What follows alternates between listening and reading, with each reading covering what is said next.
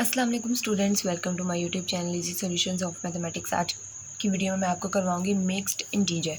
ये मैंने टॉपिक वैसे नहीं था लिखा ऊपर, लेकिन मैंने अब ऊपर नाम मेंशन कर दिया। तो मिक्स्ड इंटीजर और अलगोरिथम जो था हमारा टॉपिक, उसकी एक एग्जांपल मैंने आपको पिछली वीडियो में करवा दी है। अगर आपने वो नहीं देखी तो वो जाके पहले वो देख लें। उसके बाद अब मैं आपको ज़्यादा प्रैक्टिस के लिए एग्जांपल नंबर 2 भी करवाऊंगी। मैंने तकरीबन सारे टॉपिक्स की दो एग्जांपल्स करवा दी हैं ताकि आपकी अच्छे से प्रैक्टिस हो जाए। उसके बाद हमारे पास जो एग्जांपल नंबर 2 है, solved by mixed integer algorithm. उसके बाद इसके अंदर हमें 3 बेसिक वेरिएबल है। पिछली दफ़ा हम लोगों ने जो किया था वो 2 का था, तो इस दफ़ा 3 का आ गया ये। अब हमने क्वेश्चन से जज करना है कि हमने किसको चेंज करना है। x1 x2 greater than equal to 0, और इसमें सिर्फ हमने एक उसी को चेंज करना था ना जो क्वेश्चन की रिक्वायरमेंट होती है। इसमें हम सारों को इंटीजर फॉर्म में चेंज नहीं करते। अब देखिए, x3 greater than equal to 0 and integer, साथ उन्होंने कहा है कि इंटीजर भी है, सिर्फ ग्रेटर देन इक्वल टू 0 नहीं है, सिर्फ इंटीजर, इनमें ये कंडीशन नहीं है। तो इसका मतलब हमें सिर्फ x3 को इंटीजर फॉर्म में कन्वर्ट करना है और उसके बाद हमारा क्वेश्चन ख़त्म है। सबसे पहले हम लोगों ने दी standard form of LP model इस, हमने इसकी स्टैंडर्ड फॉर्म में कन्वर्ट कर दिया। सारे लेस के थे तो हम लोगों ने बेसिक वेरिएबल्स को ऐड करवाया, ये हमारे पास स्टैंडर्ड फॉर्म आ गया। अब हमने इसको टेबल फॉर्म में लिखना है। ये जी टेबल फॉर्म में भी हमने इसको लिख लिया। अब यहाँ से हमारे पास जो मोस्ट नेगेटिव वैल्यू है वो है हमारे पास x3। x3 is most negative value, और उसके बाद हमारे पास जो लीस्ट पॉजिटिव वैल्यू है वो है 3/2। रेशो जो है, रेशो में 3/2 जो हमारी लीस्ट पॉजिटिव वैल्यू है। तो हमारा जो x3 है वो entering variable and x6 is leaving variable. तो हमारे पास जो वैल्यू सेलेक्ट हो रही है वो है 2। अब हमने इसको 1 और ऊपर नीचे सारे 0 बना के टेबल को ऑप्टिमल करना है, तब तक सॉल्व करना है सिंप्लेक्स मेथड से। 1 ऊपर नीचे सारे 0, उसके बाद हमारे पास ये टेबल बन जाएगा। उसके बाद हमारे पास जो मोस्ट नेगेटिव वैल्यू है वो है x2 की, -11/2 मोस्ट नेगेटिव वैल्यू। उसके बाद हमारे पास जो रेशो निकालेंगे ना, तो सिर्फ एक ही रेशो बनती है, वो है 5/7 x4 की। तो हमारा x2 एंटरिंग वेरिएबल है और x4 हमारा लिविंग वेरिएबल है। एंटरिंग वेरिएबल लिविंग वेरिएबल लिख दिया। उसके बाद यहाँ से हमारे पास 7/2 जो है वो वैल्यू सेलेक्ट होगी। इसको हमने 1 बनाना है, ऊपर नीचे सारे 0 कर देने हैं। ये कर दिया और हमारा टेबल ऑप्टिमल और फिजिबल हो गया। अब हमने क्या करना था, हम लोगों ने देखना है। अब इसके अंदर देखें, एक हमने x3 को इंटीजर लेना था। x3 का जो हमारे पास सोल्यूशन आ रहा है वो है 18/7। ये 18/7 लिखा हुआ है मैंने। x3 जो है ना, यहाँ से हमारे पास आ रहा है x3 इज़ इक्वल टू 18/7। अब 18/7 आ रहा है तो अब हमें तो इंटीजर फॉर्म में चाहिए। ये 3/7 है यहाँ पे, ये -1/7 है। मैंने थोड़ा सा वाइटनर कर दिया ताकि आपको क्लियर नज़र आए। ये हमारे पास 18/7 है। x3 जो है वो फ्रैक्शन फॉर्म में आ गया, हमें इंटीजर फॉर्म में चाहिए। अब हमें इसे फ्रैक्शन से इंटीजर फॉर्म में कन्वर्ट करना है। हम लोगों ने x3 की पूरी रो को कर लिया सेलेक्ट।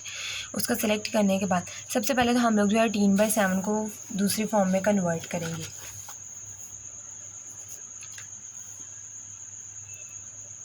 18/7 इज़ इक्वल, इसका क्या होगा, 18 को अंदर रखा, 7 को रखा बाहर, तो ये आएगा 7 2 ज़ा 14, तो 4, तो 2 इसे लिखेंगे हम 2 × 4/7।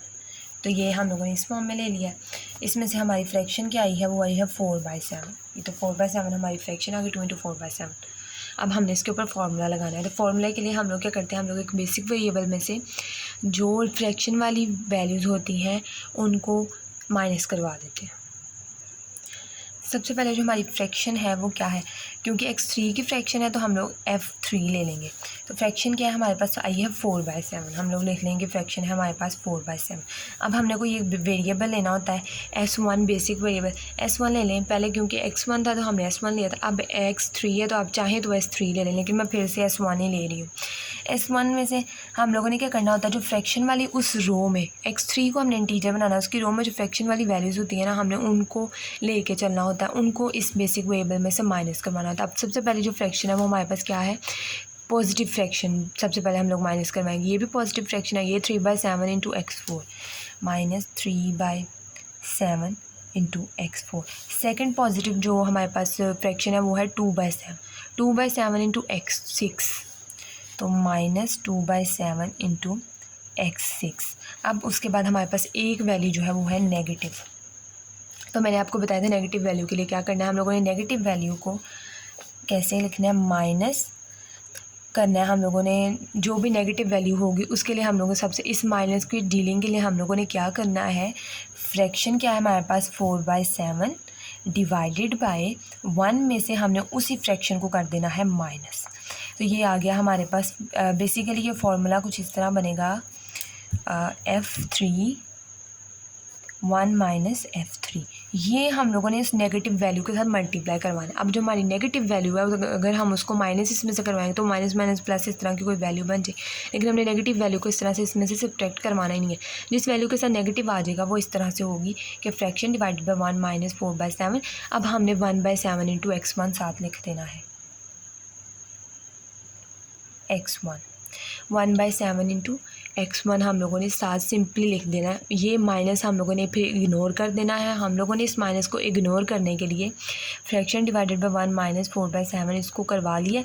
उसके साथ हमने सिर्फ अब पॉजिटिव 1/7 x1 है, तो एक तरह से ये पूरी वैल्यू इस तरह से, अगर जो भी नेगेटिव वैल्यू आएगी उसके साथ हम लोगों ने fraction divided by 1 minus fraction multiply करवा के और उसका वेरिएबल मल्टीप्लाई करवा के सिंपली इसमें से माइनस करवा देना।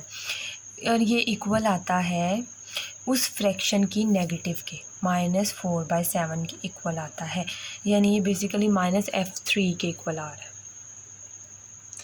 टेक x3 ऐसा, अब मैं आपको सोल्यूशन बता देती हूँ, सारी वैल्यू बताइए ना, तो ये रजिस्टर पे जो सोल्यूशन हुआ वो इस तरह से। Take x3 as a source row, इसे हमने सोर्स रो लिया है x3 को, बिकॉज हम लोगों ने x3 को इंटीजर बनाना है। F3 हमारा 4/7 है। उसके बाद हमने एक बेसिक वेरिएबल लिया, उसमें से हमने माइनस करवाने का मैंने सारा मेथड बता दिया।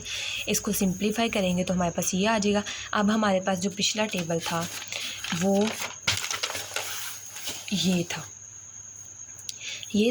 अब हमारा जो नया बेसिक वेरिएबल आया वो S1 आ गया। S1 तो यहाँ पे है ही नहीं है, तो हमने रो में भी S1 की एक रो ऐड करवानी है, यहाँ पे हमने S1 का एक कॉलम ऐड करवाना है ताकि वो भी टेबल के अंदर आ जाए। ये देखें, पिछला सारा टेबल यहाँ से लेके यहाँ तक सारी वैल्यूज़ पीछे वाली हैं, सॉल्यूशन भी वही पीछे वाले हैं, लेकिन हम लोगों ने S1 का एक नई रो और एक कॉलम ऐड करवाया। वो किस तरह से करवाया, ऊपर कहीं पे भी हमारे पास S1 की वैल्यू नहीं थी, वहाँ सारे ज़ीरो आएंगे। अब जो हमने नई रो ऐड करवाई है ना, उसमें S1 की एक वैल्यू थी, वहाँ पे हमने 1 लिख दिया S1 के साथ। उसके बाद x6 की जगह पे -2/7, उसके बाद 4 की जगह पे -3/7 एंड x1 की जगह पे -4 डिवाइडेड बाई 21। बाकी हर जगह पे हमारे पास 0 आ गया। उसके बाद सोल्यूशन की जगह पे हमारा आएगा -4/7। सोल्यूशन इनफिजिबल हो गया। अगेन जब सोल्यूशन इनफिजिबल होता है तो डुअल सिंप्लेक्स मेथड हम लोग यूज़ करते हैं। ये मैंने मेंशन नहीं किया, तो आप लोगों ने मेंशन लाजमी करना है by using dual simplex method. जब इस तरह से कोई कंडीशन आती है ना, तो हम लोग वहाँ पर डुअल सिंप्लेक्स मेथड लगाते हैं। सोल्यूशन में से मोस्ट नेगेटिव वैल्यू जिसकी वजह से हमारा सोल्यूशन इनफिजिबल हो रहा था उसको हमने सेलेक्ट करना है। उसके बाद हम लोग उनकी रेशो लेते हैं, रेशो में से हम लीस्ट पॉजिटिव वैल्यू ले लेते हैं। तो इस तरह से हमारा जो है वो x6 के नीचे ये जो 5/2 हमारी लीस्ट पॉजिटिव रेशो आ रही है 5/2। तो हमारा जो x6 है वो एंटरिंग वेरिएबल है, यहाँ से S1 हमारा लीविंग वेरिएबल है। तो ये हमने इसको सेलेक्ट किया, इसको हमने 1 बनाना है, ऊपर सारे 0 बनाने हैं, नीचे आपने मेंशन भी करना है लीविंग और एंटरिंग वेरिएबल का। तो हमने -2/7 जो था हमारा -2/7 था, ये -2/7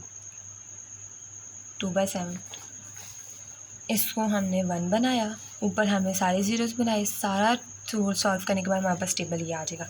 अब देखने हमने सोल्यूशन ऑप्टिमल फिजिबल दोनों है। अब हमने देखना है कि हमारे पास x3 जो था हमें उसकी वैल्यू इंटीजर चाहिए थी। x3 की वैल्यू 2 है जो कि एक इंटीजर वैल्यू है। तो हमारा जो कंडीशन जो है मिक्स्ड इंटीजर में हम लोग क्या करते हैं, एक वैल्यू होती है उसको हम लोग इंटीजर फॉर्म में कन्वर्ट करते हैं। तो हमें x3 को इंटीजर फॉर्म में कन्वर्ट करना था, तो हमारा 2 जो है वो इंटीजर फॉर्म में आ गया since all the basic variables are integer. खैर सारे बेसिक वेरिएबल्स इंटीजर आ गए, लेकिन जो हमारा डिज़ायर था since all the basic variables integer so and हमने क्यों किया है, because we want to x3 into integer. तो we want x3 into integer आप लिख लेना, 2 छोड़ते हैं अपने वर्ड्स में, आपने सिर्फ बताना है कि x3 जो है वो हमारे पास एक इंटीजर फॉर्म में आ गया है तो हमारा क्वेश्चन वहीं पे स्टॉप है। हमारा जो डिज़ायर्ड वेरिएबल है वो इंटीजर फॉर्म में आ गया। उसके बाद हमने जी बताना होता है। जी में हमारे पास 7 आ गया है। x3 जो हमारे पास 2 है। वैसे नॉन बेसिक वेरिएबल जो गिवन क्वेश्चन में वो हमारे पास x1 x2 x3 है।